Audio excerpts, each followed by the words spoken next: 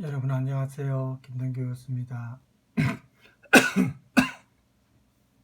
자, 오늘은 일단 수업하기 전에 제가 지금 기관지가 안 좋아서 기침이 좀 자주 나옵니다. 그래서 말하는 도중에 아마 기침이 좀 한 번씩 달아 나올 수도 있는데 양해 바랍니다. 항상 해마다 환절기 때마다 좀 그래요. 자, 오늘은 여러분 텍스트 중에 시의 날개 위에 괴테와 음악 이 부분을 하겠습니다. 그래서 여러분이 그 텍스트 출력한 사람은 그걸 참조하시고 또 제가 한 번씩 화면상으로 이렇게 띄워드리겠습니다. 화면에 텍스트도 보이고 저도 약간 희미하게 보이죠. 컴퓨터 화면으로 찍는 거라서 어쩔 수가 없네요. 자, 글자를 조금 크게 할까요? 이렇게 해도 여러분이 이제 화면에 다 들어오진 않죠. 조금 더 작게 이렇게 해서 이렇게 담아. 자,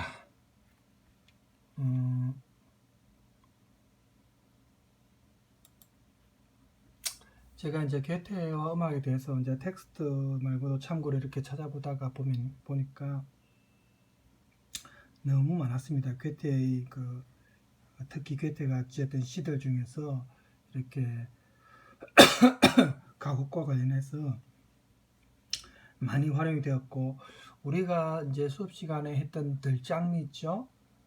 그래서 그 노래도 역시 마찬가지입니다. 슈베르트가 괴테의 시에다가 작곡하는 겁니다. 그래서 우리가 그때 이제 같이 열심히 불렀던 기억이 나는데 그 가사들을 어쨌든 괴테가 썼다는 거, 우리가 그런 것도 좀 영 수업에 했 내용이니까 또 알고 그죠? 봤으면 좋겠습니다. 그 다음에 이 들장미 같은 경우에 이제 그 배경을 알아보니까 자기가 괴테가 젊은 시절에 또 많은 여인들을 접하고 또 헤어지고 이렇게 자기가 이제 해고할 때 그 당시에 자기가 잘못 판단해서 자기가 실수해서 일어난 그런 일들을 죄책감으로 선 시 중에 하나가 이제 들장미랍니다. 그래서 들장미가 이 소년이 이제 괴테를 이제 상징하는 거죠. 그래서 우리 가사에도 나왔죠. 너를 꺾을 거야 들판의 장미야. 또 장미가 너를 찌를 거야 내가 영원히 나를 기억하도록. 뭐 이런 가사가 나왔죠. 그래서 이런 게 이제 괴테의 경험과 관련된 내용들입니다. 그 다음에 괴테의 작품 중에 가장 유명한 작품 중에 파우스트라고 있죠. 거기에 이제 그레첸이라는 소녀도 나옵니다. 그래서 이런 이제 그레첸 같은 경우는 실제로 괴테가 스트라스부르크에서 법학 공부를 마치기 위해 스트라스부르크에 갔을 때 거기에 이제 있었던 목사의 딸이 프리데리케 브리온이 있는데 이 여성과 이제 사랑에 빠져서 결혼을 약속했지만 약속을 지키지 못하고 떠나게 됩니다. 스트라스부르크를.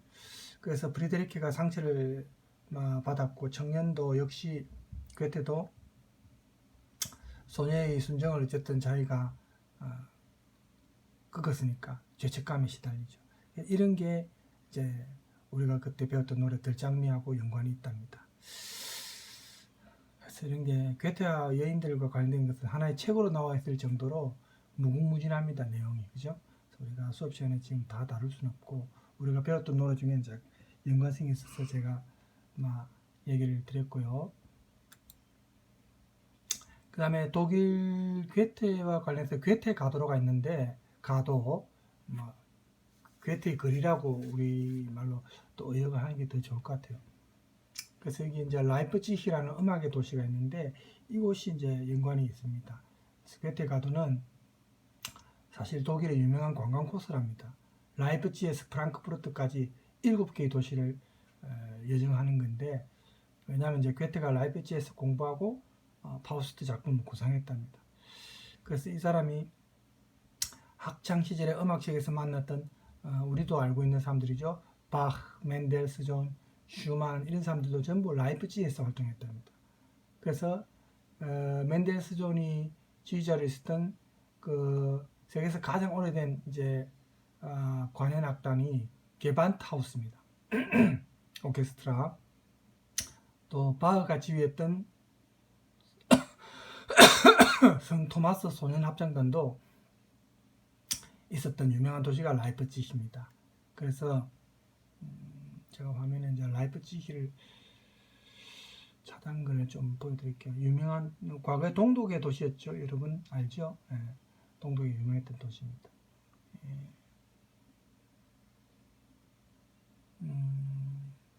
노이에스 라트하우스 여러분 이제 신청사라고 하죠. 시청사 여기에 보면은 이제 그 정보가 이게 나오고 있고 라이프치히에도 피리 부는 사나이가 왔다 갔었나? 그죠? 네, 이게 이제 시청사 옆에 동상이 있습니다. 여기 동상에 보세요. 피리 부는 동상 있죠? 자, 여기에 보면 이제 요한 세바스찬 바흐 동상이 있습니다. 유명한 음악의 아버지라죠. 우리 지선상의 아리아라는 곡 여러분 알죠? 네, 바흐입니다.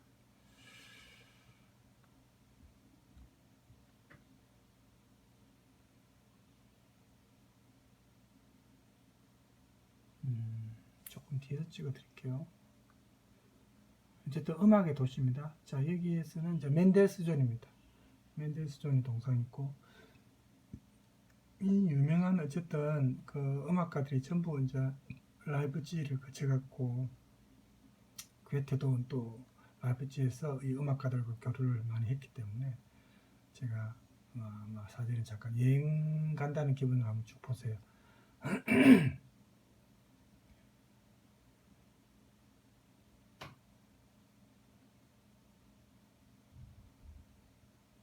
라이프치히 대학교입니다.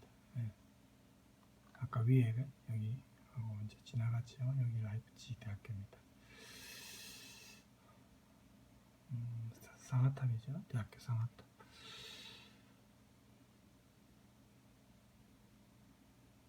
저 게반트하우스 아까 오케스트라 있죠.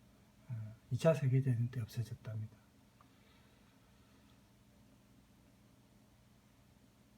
라이프치히의 전망대인 파노라마 타워입니다.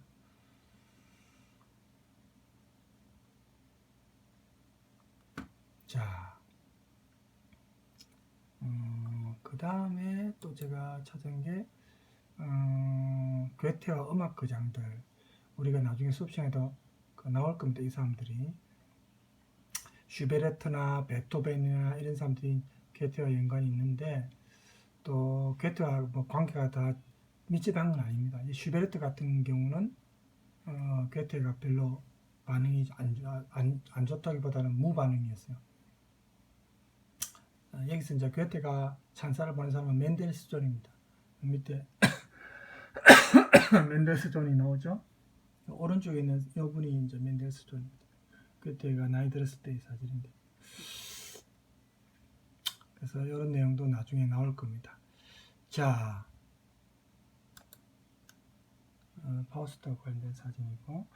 자, 그럼 우리 그 책을 텍스트 여러분 시의 날개 위에라는 텍스트에 보면은 괴테가 살던 시대에는 음악사에서 정말 우리가 많이 아는 유명한 천재 음악가들이 굉장히 많이 활동했던 시기입니다.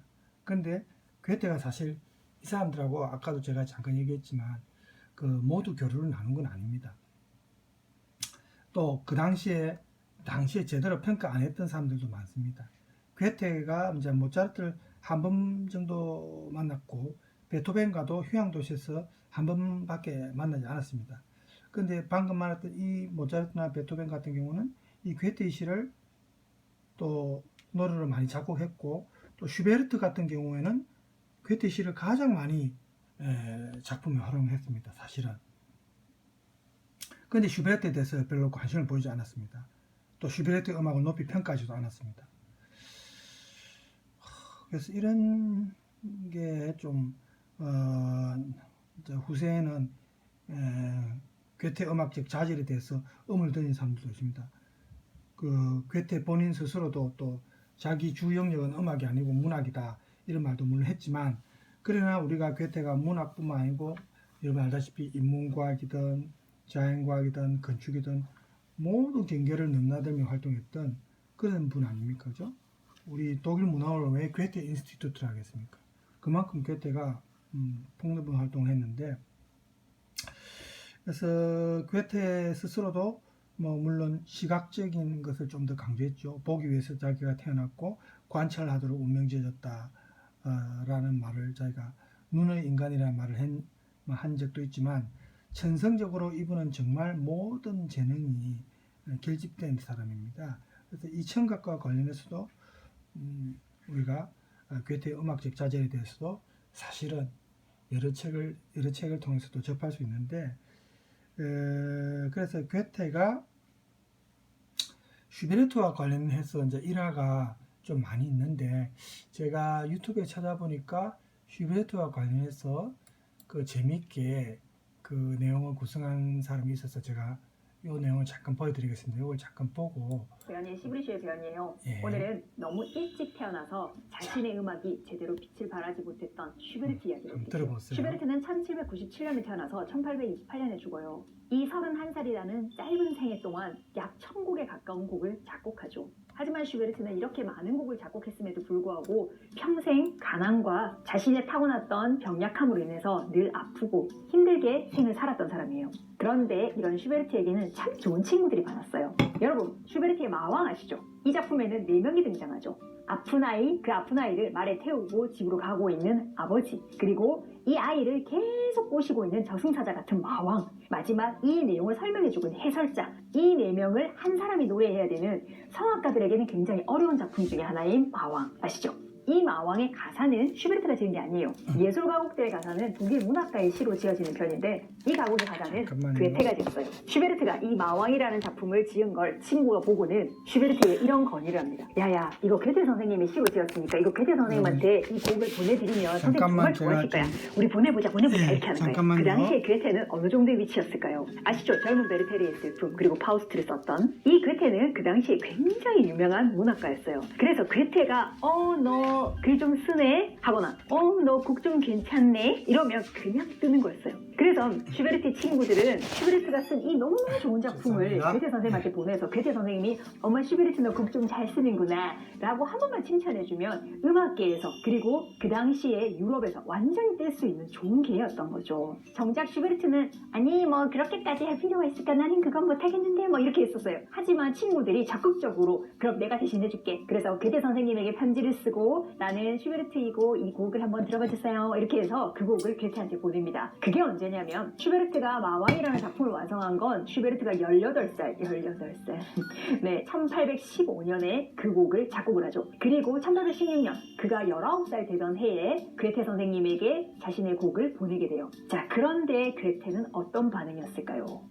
그 당시에 괴테는 음악은 시를 능가하지 못해, 그냥 이건 별로야 이렇게 해서 거들떠 보지도 않았죠. 그리고 괴테 선생님으로부터 아무 연락이 없는 걸 보면서 슈베르트도 그리고 슈베르트 친구들도 굉장히 많이 실망을 하죠. 그리고 슈베르트가 죽고 나서 1825년 다시 한번 자신의 작품을 보내봐요. 그때는 맨델스존도 자신의 작품들을 몇 곡을 괴테 선생님한테 같이 보냈는데, 맨델스존한테는 좋은 곡 보내줘서 고마워 라고 얘기했는데 슈베르트는 여전히 뭐 이런 듣도 보도 못한 이상한 애가 자꾸만 보내네 이런 반응이었어요. 그리고 사실은 괴테는 맨델스존과는 아주 집안적으로 친한 사이였습니다. 왜냐하면 우리 클래식 음악가들의 특징이 좀 그렇잖아요. 가난하고 힘들고 어려운 상황에서 작곡한 작곡가들이 많아요. 그런데 유일하게 아주 부잣집 아들이 하나 있었는데 그 사람이 바로 펠릭스 맨델스존이죠. 왜냐하면 맨델스존 아버님이 은행가였거든요. 그러니까 은행가집 아들인 거죠. 아주 부자였어요. 그래서 맨델스존은 며칠씩 괴테 집에 가서 선생님 우리 아버님이 선생님 댁에 조금 있다가 오라고 하시는데요 하면 어서 우리 집에서 푹 쉬다가 이렇게 했다고 해요. 그리고 맨델스존의 음악 작품을 굉장히 굉장히 좋은 곡이라고 극찬을 했었다고 해요. 슈베르트는 별로라고 하고. 참 안타깝죠. 그러다가 언제 괴테가 슈베르트의 진가를 알게 되냐면 바로 1830년, 괴테가 32년에 죽거든요. 죽기 2해 전. 그때 괴테가 거의 8순 이런 나이가 됐을 때였어요. 그때 어떤 여가수가 슈베르트의 마왕이라는 작품을 괴테 앞에서 불러줬는데 너무나 감동을 한 거예요. 이렇게 좋은 곡을 쓴 사람이 누구예요? 저 만나보고 싶어요 라고 얘기했는데 그분은 돌아가셨습니다. 왜냐면 슈베르트는 1828년에 죽거든요. 그래서 1830년에 이미 슈베르트가 세상에 없었어요. 그리고는 그때 괴테는 굉장히 한탄을 하면서 내가 왜 이렇게 좋은 곡을 못 알아봤을까라고 얘기했다고 해요. 그런데 그도 그럴 것이 슈베르트가 너무 빨리 태어났어요. 괴테만을 원망할 수도 없는 게 정말 낭만주의 작곡가인 쇼팽, 슈베르트, 리스트 이런 사람들이 언제 태어나냐면 멘델슨이 1809년에 태어나고요. 쇼팽과 슈만이 1810년에 태어나요. 그리고 리스트가 1811년에 태어나죠. 그런데 슈베르트는 언제 태어났다고요? 그렇죠. 1797년에 태어나요. 조금만 슈베르트가 늦게 태어났으면, 그래서 1810년대에 그때쯤 태어났으면 그 시대의 흐름이 낭만주의 흐름으로 많이 바뀌어 있을 때 슈베르트가 그런 작품을 썼다면 그의 천재성을 좀 더 빨리 알 수 있지 않았을까요? 그래서 저는 항상 그런 생각을 해요. 슈베르트가 조금만 늦게 태어났으면 어쩌면 이 아름다운 음악이 더 빛을 발할 수 있었을 거고, 더 좋은 기회가 있어서 직장도 구하고 좀 제대로 된 삶도 살아보고 힘겨운 가난과 싸우지 않고도 조금 더 인정받고 살 수 있는 그런 시대에 이 사람이 태어났으면 어땠을까라는 생각이 들어요.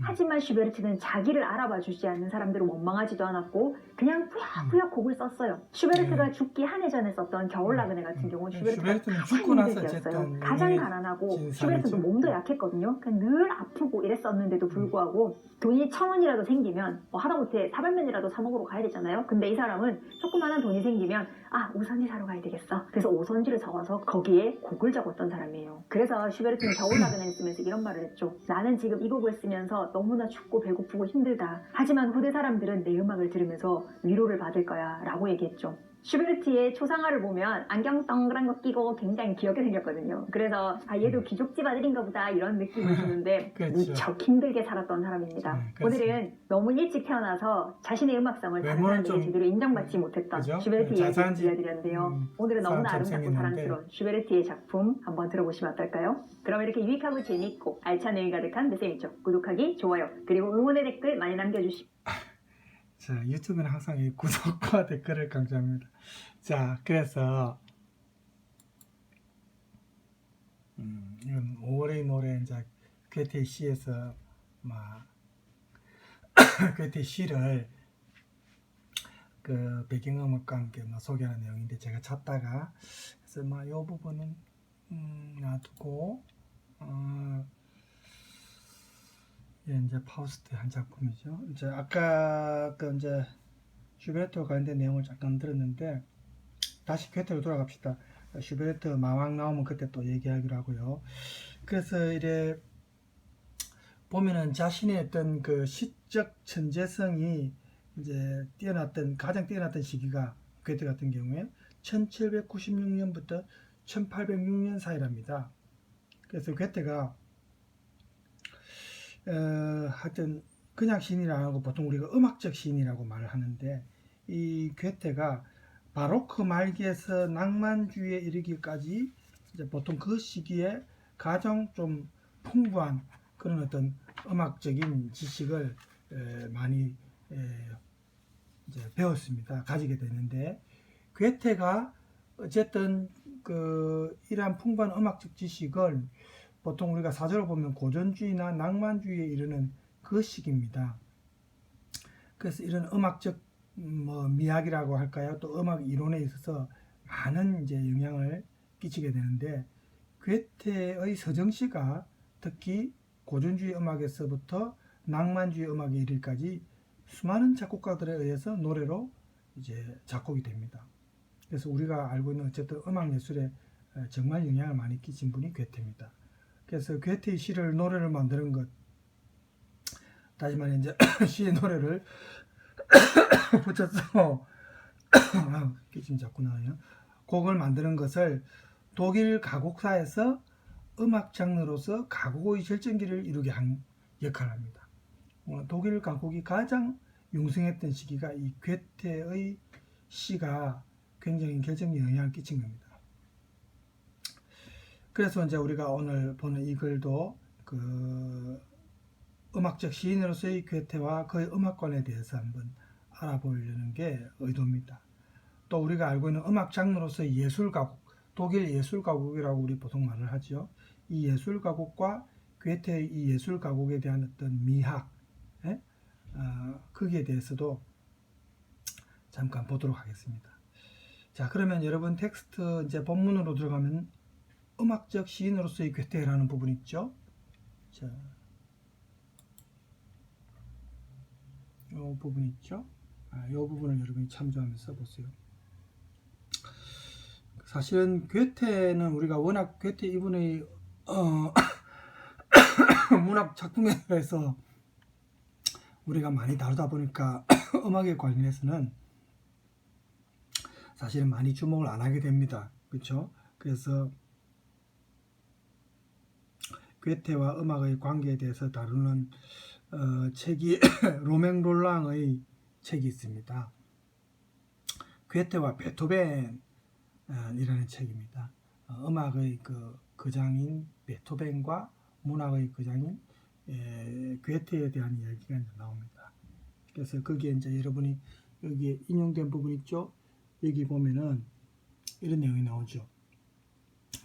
괴테와 음악의 관계에 대한 괴테와 음악의 관계에 대한 홀대, 즉 이제 우리가 주목을 많이 안 한 거죠. 이거는 독일뿐만 아니고 프랑스에도 특히 그랬답니다. 프랑스도 이제 괴테가 유명하지만 괴테가 문인이니까 음악에 대해서는 깊은 관심을 가진 문인들이 있다 해도 음악적 취향은 아마추어 수준일 거다 보통 이렇게 생각하기 때문에 괴테도 그럴 거다 생각을 해서 별로 관심을 안 가졌답니다. 하지만 괴테의 예술 생활을 처음부터 끝까지 철저히 추적하다 보면 이게 선입견이라는 것을 알게 됩니다. 괴테의 삶에서 차지하는 음악에 대한 비중은 정말 크다는 것을 우리가 알 수가 있습니다. 자, 여러분, 그래도 배경이 조금 너무 삭막한 글만 띄우는 건 그렇고, 여기에 지금 아까 우리가 보던 라이프치히입니다. 그죠? 라이프치히의 그 시청 앞에 있는 동상이고, 잠깐만요. 아까 라이프치히 대학이 지나갔죠? 그 대학, 이건 이제 대학은 아니고, 거기 뭡니까? 유명한 건축물입니다. 파노라마 타워. 아까 라이프치히 대학이, 자, 요 라이프치히 대학 상아탑이 보이네요. 그죠? 여기 이제 라이프치히 대학이고, 그죠? 라이프치히 대학을 조금 우리가 화면상으로 이게 안 낫겠습니까? 우리가 대학생이니까, 그죠? 자, 프랑크푸르트에서 유년 시절을 괴테가 보낼 때 노래와 피아노를 많이 배웠는데 또 이때 이태리 오페라들도 많이 접했답니다. 그리고 첼로도 배웠답니다. 대학 시절에. 그러니까 괴테가 어쨌든 음악적 재능이 뛰어나다는 걸 알 수 있어요. 그죠? 네. 그래서 베토벤처럼 괴테가 이제 걸으면서 노래를 부르면서 시도 썼고 뭐 이랬답니다. 작곡도 하고. 그래서 또 바이마르 공화국 시절에는 자기의 개인적인 합창단도 운영을 하고 이렇게 음악에 대해서 어쨌든 열정이 뛰어난 분이 괴테였습니다. 그래서 언어의 음악성을 일찌감치 이제 괴테가 느꼈고 시를 쓰면서도 이런 걸 많이 활용했는데 괴테의 소망 중에 하나가 무대 위에서 이 자신의 시와 음악을 결합해서 한번 공연하는 한 번이 아니고 이제 여러 번 공연해 보겠다는 게 이제 자기 바람 중에 하나였다는데 괴테는 자신이 창단한 이런 합창단 그리고 이제 또 집에서도 보통 연주를 하죠. 그 당시에는 하우스 콘체르트라고 합니다. 그래서 이런 세속적인 음악이나 특히 이제 민요와 종교 음악을 많이 이제 이 사람이 관심이 많았는데 민요를 굉장히 또 괴테가 사랑했답니다. 그래서 대학 시절에 헤르드와 이제 괴테가 만났을 때 음악적 시인으로서의 괴테가 이 헤르데한테서 배운 것은 민속 문학의 중요성이었습니다. 여러분 알다시피 헤르데는 이 민요를 많이 수집한 사람 아닙니까? 그죠? 민요의 대가입니다. 그래서 이 헤르데에게서 배운 이런 음악과 관련된 내용이 괴테의 예술관 형성에도 굉장히 영향을 많이 끼쳤고, 그래서 헤르데가 민요를 많이 수집했는데 이 시기에 이제 루소, 여러분 철학자 루소 알죠? 루소 같은 경우도 괴테한테 영향을 많이 끼쳤습니다. 루소의 자연관 있죠? 자연관이 영향을 이제 많이 끼치는데 자연에 대한 어떤 시각, 새로운 시각, 또 독일 민속 음악에 대한 관심, 그러니까 헤르드와 루소한테서 괴테가 영향을 많이 받았다 이렇게 볼 수 있고, 헤르드의 이러한 예술 이론이 괴테가 원래 추구했던 자연스럽고 단순한 것, 여기서 단순하다는 게 뭐 간단하다 이런 뜻이라기보다는 순수하고 절제되고 또 원초적인 게 자연에서 유래한다, 명료하고 여러 가지 의미가 들었지만 간단하다는 말은 아닙니다. 그렇게 여러분이 생각하시면 이제 오해를 불러일으킬 수 있기 때문에 제가 그런 의미로 얘기했습니다. 단순하다는 것이 간단하다는 말은 아니고 많은 표현력과 감정을 어쨌든 갖고 있는 자연에서 유래하는 명료한 것을 말합니다. 헤르데의 생각을 이렇게 접하고 괴테가 민요 수집에 나서는데 헤르데와 괴테는 엘자스 지방의 민요를 수집해서 민요집을 발간하기도 했습니다. 그래서 이 두 사람이 어쨌든 발굴한 민요들이 자신의 시 창작 활동에 많이 활용이 되었습니다. 이 민요들이 괴테의 발라데,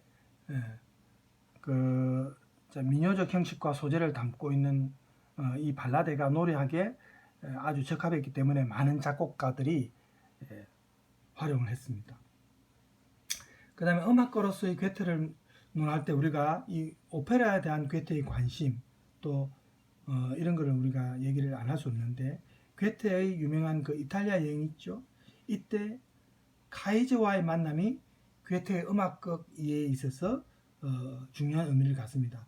이 로마에서 괴테가 오페라뿐만 아니고 뭐 중세 음악이라든지 뭐 이런데 르네상스 음악가들의 음악에도 많은 관심을 기울였는데, 그래서 이제 괴테가 독일로 돌아왔을 때 바이마르에서 총감독직으로 있을 때 바이마르에서 이제 공연을 많이 하는데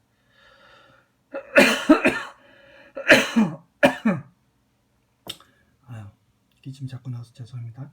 1794년에 처음 공연한 이후에 그 뒤부터 쭉 한 82번을 했습니다. 1815년까지.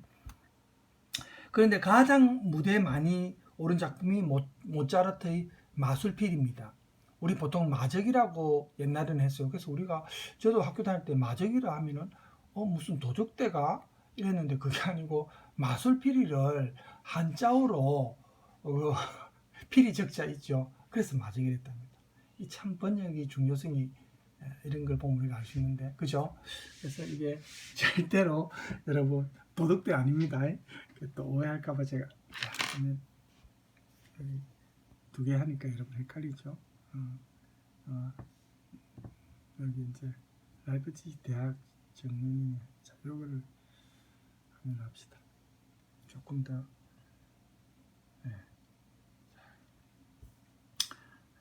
딱 그물 모양이 참 특이해요, 그죠?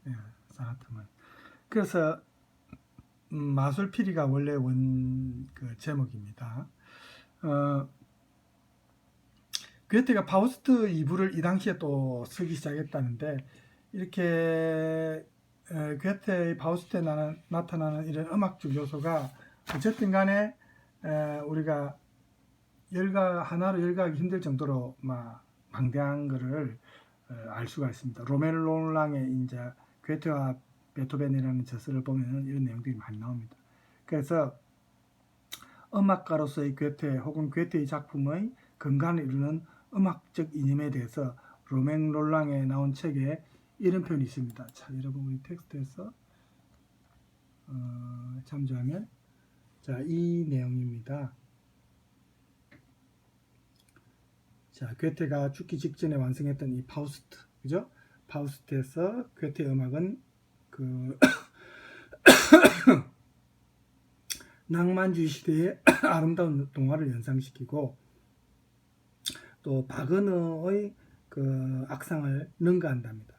괴테가 비록 베토벤이나 슈베르트 또 뭐 이런 당대 유명한 작곡가들의 새로운 음악에 큰 반응을 안 했다 하지만 그럼에도 불구하고 이들의 음악을 시로 장식하고 채색했던 시적 세계를 어쨌든 괴테의 도움을 많이 받았죠.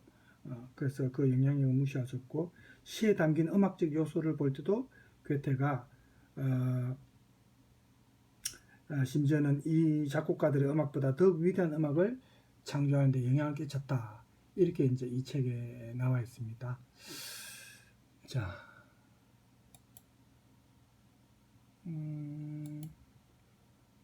이쯤에서 괴테의 시를 하나 들어볼까 싶습니다. 유명한 시 중에 이제 5월의 노래라고 있는데 자, 가사가 다 여러분 보여야 될 건데 자, 이 정도 이제 여러분 가사 보이죠?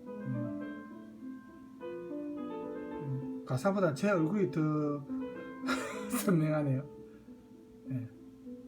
자, 잠깐만요. 제 얼굴이 보이면 여러분 조금 방해받죠? 가사에 음미해야 되는데.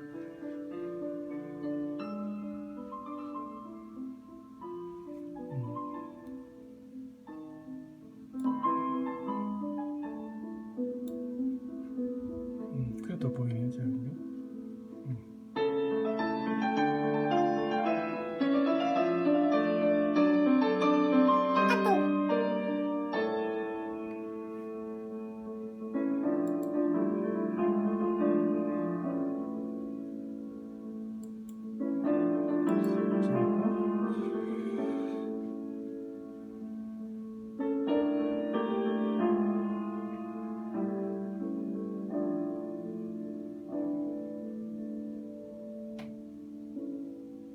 조금 어역한 가사입니다. 독일어 원어로 하면 조금 우리가 자연스럽지 못하기 때문에 어역을 조금 한 가사들입니다.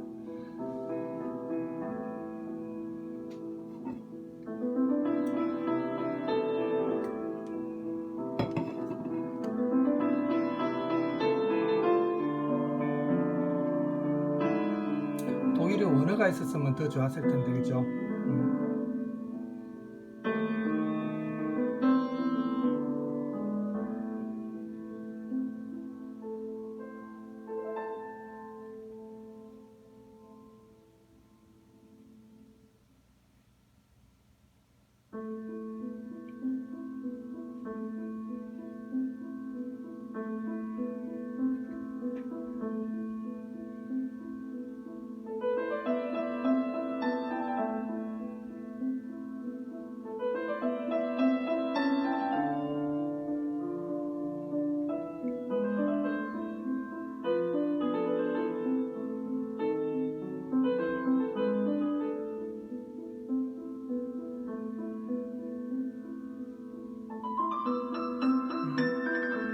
가사 눈에 다 들어오죠?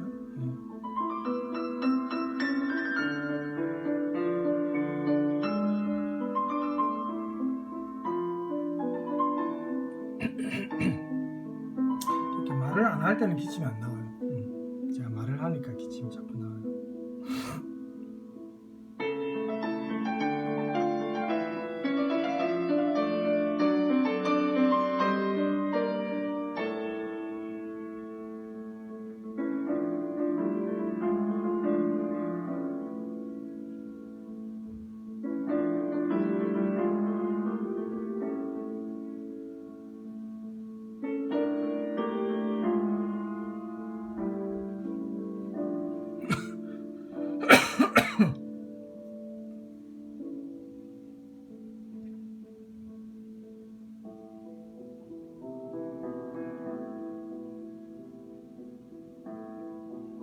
지금 우리도 이제 5월달 아닙니까? 5월달 사실은 그 대학 캠퍼스에 이제 우리가 오프라인 수업을 했으면은 행사도 많고 그런데 올해 5월은 좀 예년하고 다른 것 같습니다.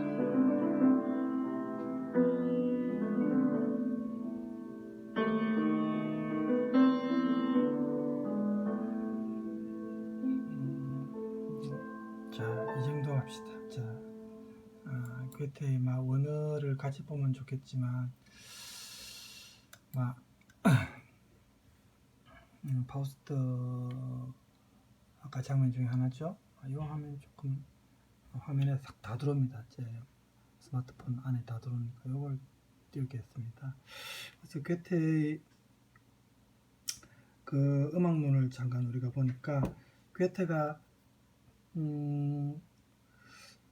아무래도 이 문학 작가니까 표현을 할 때 문학적 표현을 좀 많이 했습니다. 그래서 음악을 마치 강물이 바다로 흘러들듯이 모든 시가 흘러나오고 또 흘러들어가는 그런 곳이 음악이다. 이런 말도 했습니다. 그래서 괴테가 자연과학에 대한 지식이 풍부하다는 걸 우리가 많이 알 수 있는데, 그래서 색채론이라는 책도 쓰지 않았습니까? 그죠? 그래서 색채론처럼 음악과 관련해서 이론도 괴테가 구상도 하고, 또 괴테가 그 당시 음악적 지식을 갖는데 많은 영향을 받은 사람이 작가 중에 라이 헤르트라고 있습니다. 이 사람한테서 음향학과 관련된 그런 지식을 많이 얻었고, 또 서로 공동 작업도 이 사람이 제안했습니다. 라이 헤르트에게. 근데 괴테의 그 이론의 목표는 음악 이론을 물리학적으로 밝히는 것은 아닙니다. 그런 거는 아니고, 괴테는 아무래도 문학 작가니까 좀 더 자연스러운 방식, 즉 예를 들어서 눈이 색을 감지할 수 있는 감각기관이라면 이론에서 볼 때 여기에 해당되는 것은 귀다. 즉 자연이 눈의 감각과 지각을 통해서 색으로 드러난 것처럼 자연의 또 다른 시작은 청각을 통해서다. 이렇게 이제 괴테가 생각을 했습니다. 그래서 색채론에서 괴테가 이론과 관련해서 한 말이 있는데, 자, 우리 텍스트 한번 볼까요? 여기에 보면은 괴테가 한 말이 여기 끝에 나오죠.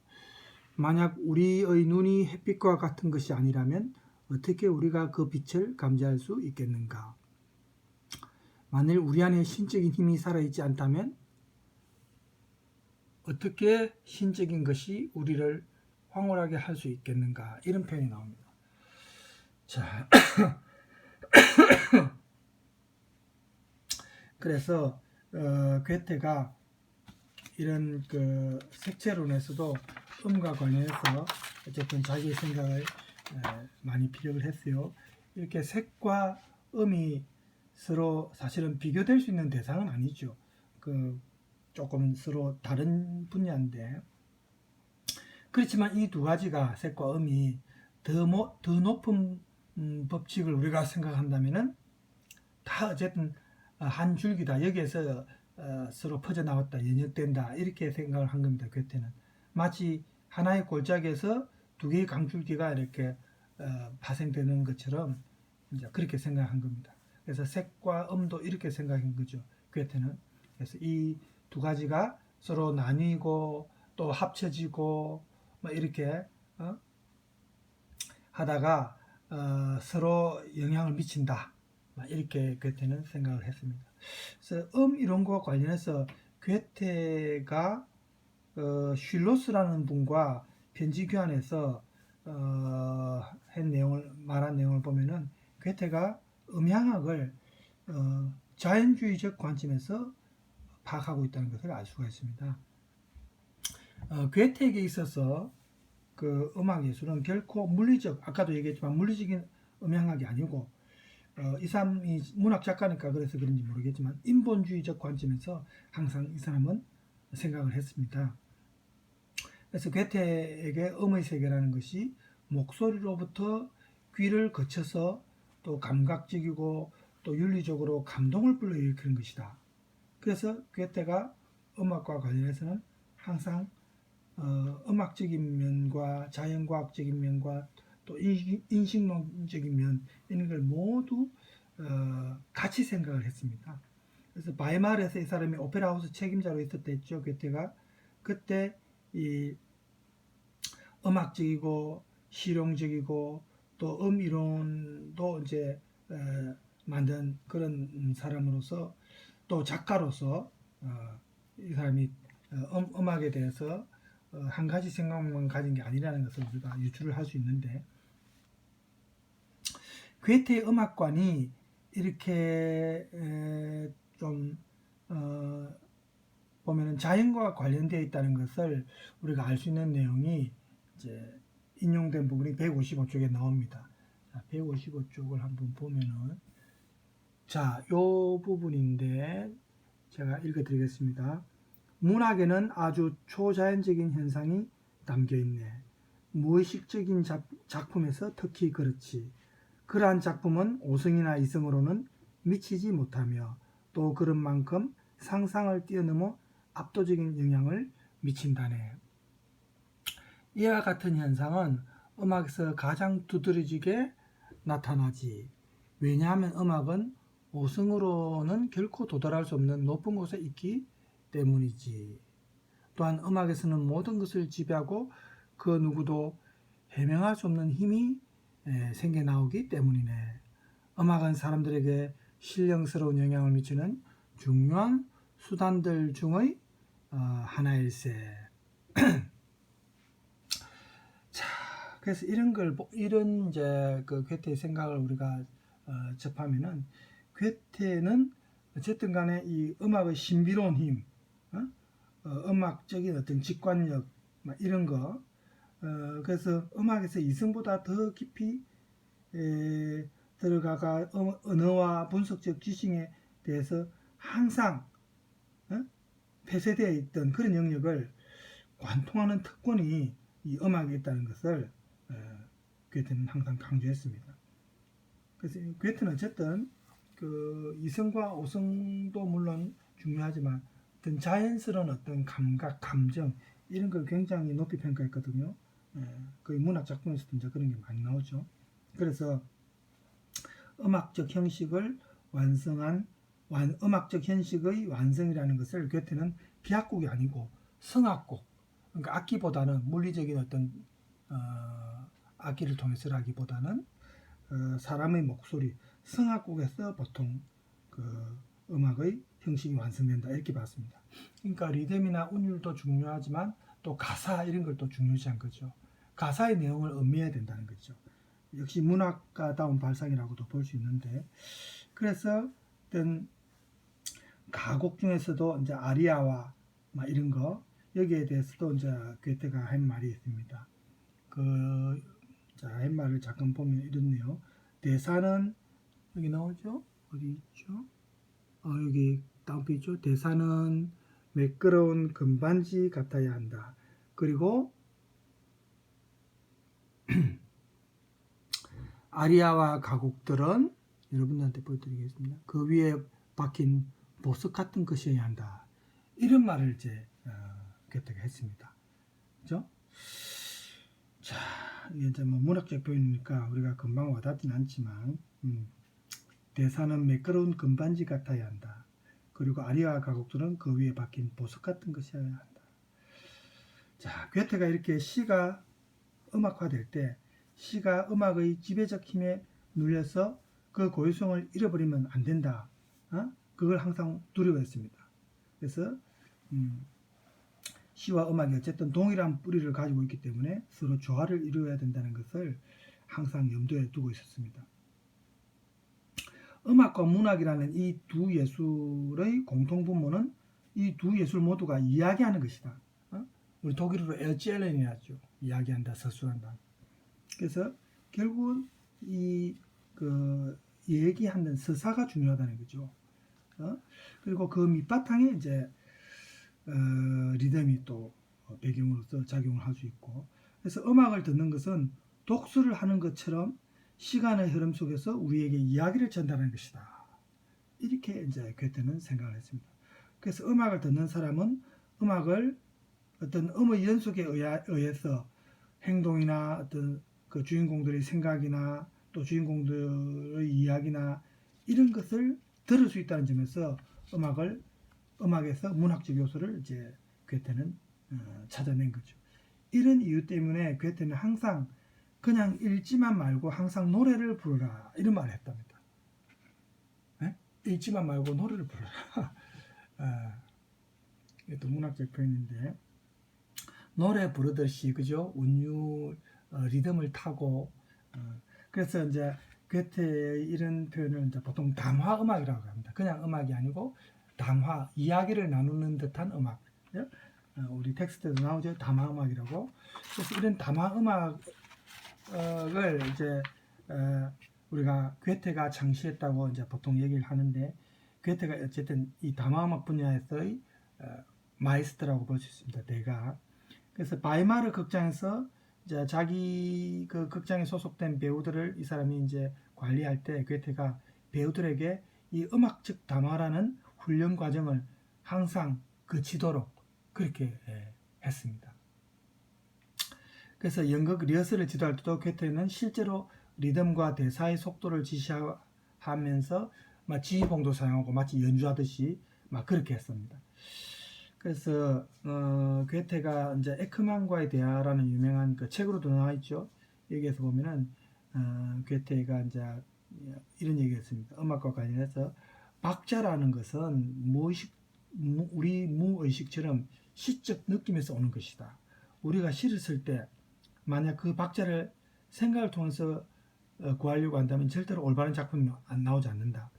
이렇게 말을 했습니다. 괴테는 리듬이 어떤 이성적인 어떤 계획적인 도식 속에서 진행되는 마치 기계적인 그런 박자가 아니라 우리 정신과 육체의 운동에서 생성되는 균형적인 맥박과도 같아. 이 좀 문학적 표현이죠. 사람의 맥박과도 같아. 그래서 자연스럽게 자연으로부터 주어진 어떤 그런 노래, 발걸음, 연주, 시적 언어 이런 게 중요하다 이렇게 봤습니다. 그래서 괴테에게 있어서 리듬은 좀 마술적인 것이고 또 우리 인간을 숭고하게 할 수도 있고 뭐 이런 어떤 특징을 지닌 것이 리듬이다. 괴테는 그렇게 항상 얘기를 했습니다. 그래서 괴테의 시에 나타나는 리듬의 특성을 당대의 음악가들이 어떻게 봤는지 이제 인용문을 잠깐 여러분을 제가 찾아드리겠습니다. 어디냐면 156쪽입니다. 그래서 자, 요 부분입니다. 멜로디 나와 있는 요 부분. 멜로디는 시의 감각적 생명이지요. 시의 정신적인 내용이 우리의 마음속에 스며드는 것은 멜로디를 통해서가 아니겠습니까? 괴테의 작품 중에 이제 빌헬름 마이스터의 그 수업시대라는 책이 있죠, 여러분. 거기 보면 민용의 노래라고 있습니다. 그게 보면 이제 민용의 노래에 나오는 노래가 우리나라 가사로는 이제 제목이 그대는 아는가 저 글자가 잘 안 보네요. 그죠? 저는 보입니다만 여러분이 또 안 보시죠. 그대는 아는가 저 남쪽 나라를 이런 제목으로 알려진 노래인데 이 가곡의 전체적인 감각적 분위기를 전해주는 게 바로 멜로디다. 괴테는 그렇게 이제 얘기를 했습니다. 그래서 이런 걸 보더라도 이제 베토벤 같은 경우에 이제 평소 괴테를 존경했지만 괴테의 이런 음악적 직관력을 베토벤이 어쨌든 일찍이 알아봤습니다. 다른 사람들이 알기 전에 보통 괴테는 이제 유명한 문학가로 우리 보통 알고 있었을 때 베토벤이 음악가니까 괴테의 음악적 직관력을 알아봤답니다. 그래서 괴테 자신 스스로가 이 음악과 언어와의 관계를 어쨌든 간에 예를 들어서 이제 이런 그 음악과 문학과의 관계를 설명할 때 괴테가 텍스트는 일종의 촉을 그립니다. 촉은 완성된 게 아니죠.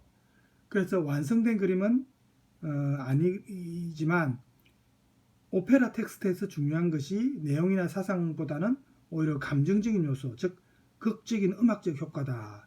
이렇게 말을 했습니다. 하지만 자, 괴테가 자신의 작품에 관해서만큼은 음악이 시에 종속돼야 된다. 그러니까 시가 조금 더 중요하다고 이렇게 이제 본 거죠. 같이 물론 음악과 시가 조화를 이루어야 되지만 만약에 이제 약간의 비중을 준다면은 음악이 시에 종속되면서 조화를 이루어야 된다. 이렇게 본 겁니다. 그래서 이렇게 문학에 있어서 시가 조금 더 우위에 두어야 된다. 그래서 이 사람이 이제 우리가 보통 예술 가곡이라 하는 것이 이런 어떤 특징을 지니고 있는 거예요. 그죠? 그래서 괴테의 합리적 사고의 바탕인 이 계몽주의 미학에 의하면은 언어의 역할은 음악 그 이상의 것이다. 이성에서 이제 유래하는 이 언어가 다른 모든 예술을 능가하는 표현 수단이기 때문에 이렇게 계몽주의적 고전주의적 음악권을 대변할 때 괴테는 낭만주의적 음악관과는 조금 거리를 두었습니다. 감성에 좀 더 중점을 두는 낭만주의보다는 역시 고전주의의 대가라고 보시는 괴테의 입장은 조금 달랐다는 거죠. 그래서 괴테가 시에 내재된 서정적 성격이 음악을 통해서 우리가 귀를 통해 감각적으로 인지될 수 있다. 그래서 음악은 시의 형식과 내용을 상징적으로 소리화해야 한다. 이렇게 보통 말을 했습니다. 그렇죠?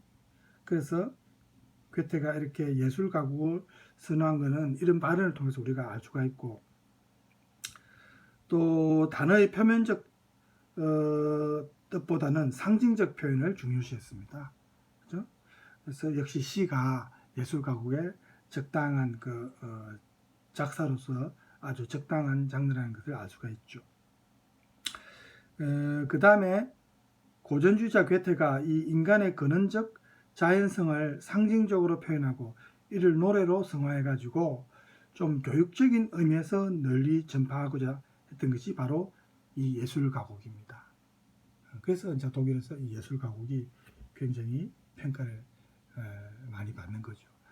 음악을 그냥 듣는 것만이 아니고 이야기를 듣는 것이다.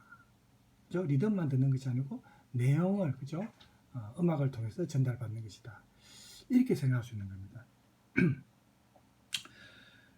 괴테가 이렇게 인간을 통해서 실현되는 음악의 이념이 인간 세계의 조화와 화합을 통해서 가능하다, 이루어질 수 있다 이렇게 항상 생각했고 이러한 인간 정신의 근원적 현상이 바로 아까 제가 말했던 단순성입니다. 단순하고 소박한 특히 우리 민요를 많이 수집했댔죠.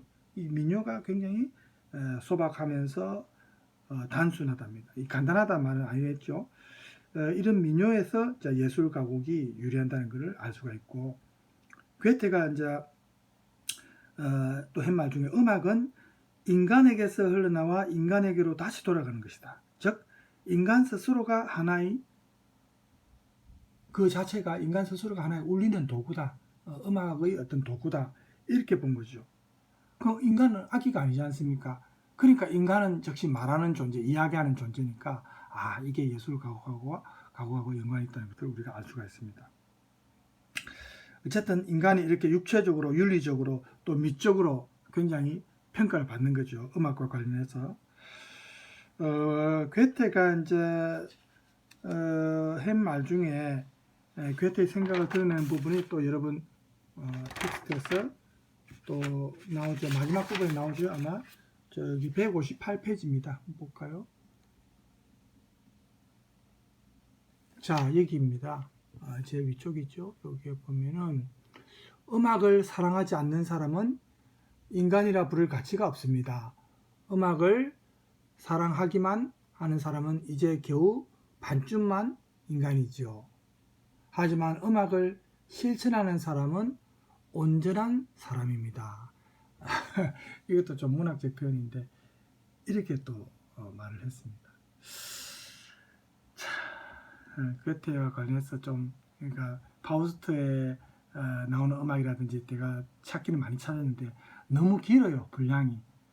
그래서 제가 이 수업 시간에 좀 들으려고 하니까 너무 분량이 길어서 그러면 뭐 그거 들으면 수업 시간 다 잡아먹을 정도 돼버리니까 제가 감히 엄두를 못 내서 막 안 했고 아까 짧은 것만 몇 개 괴테의 5월의 노래 그 시하고 그 다음에 슈베르트와 관련된 일화 정도만 소개했습니다. 진짜 짧은 분량이라서 제가 좀 더 찾아보고 또 독일 예술가곡과 괴테와 관련해서 좀 괜찮은, 너무 길지 않은 내용이 있으면 다음 시간에 또 들려주도록 하겠습니다. 지금 시간이 1시간 다 됐기 때문에 일단 오늘은 158쪽, 여러분 158쪽까지 했고, 다음 시간에 이 부분 독일의 예술가곡과 괴테의 예술가곡 미학, 이 부분에 대해서 보도록 하겠습니다. 자, 여러분 남은 시간 즐겁게 보내시기 바랍니다. 건강관리 항상 잘 하시고요. 고맙습니다. 수고하셨습니다.